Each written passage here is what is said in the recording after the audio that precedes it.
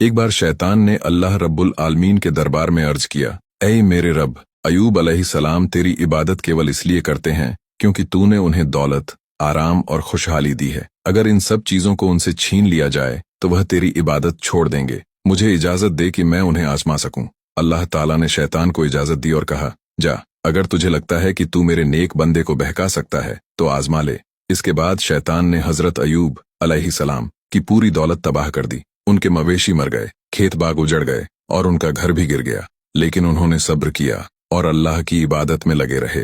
फिर शैतान ने उनके सारे बच्चों को एक भयानक हादसे में मार दिया। इसके बावजूद उन्होंने अल्लाह का शुक्र अदा किया और इबादत से नहीं हटे। जब शैतान को इसमें भी नाकामी मिली तो उसने नबी अयूब अलैहिस्सलाम को एक खतरनाक बीमारी में मुब्तला कर दिया। उनके पूरे शरीर पर फोड़े फूंसी हो गए, यहाँ तक कि लोग उन्हें शहर से बाहर निकालने पर मजबूर हो गए। केवल उनकी पत्नी हजरत रहीमा अलैहिस्सलाम ही उनके साथ रहीं और उनकी सेवा करती रहीं। एक दिन हजरत रहीमा अलैहिस्सलाम इलाज के लिए कुछ दवा लेकर आईं, लेकिन नबी अयूब अलैहिस्सलाम ने कहा, जब तक अल्लाह नहीं चाहता मैं कोई इलाज नहीं करूंगा। यह बीमारी 18 साल तक रही, लेकिन नबी अयूब अलैहिस्सलाम ने कभी भी सब्र का दामन नहीं छोड़ा। एक दिन उन्होंने अल्लाह से दुआ की, ऐ मेरे रब, मुझे तकलीफ पहुंची है और तू सबसे ज्यादा रहम करने वाला है।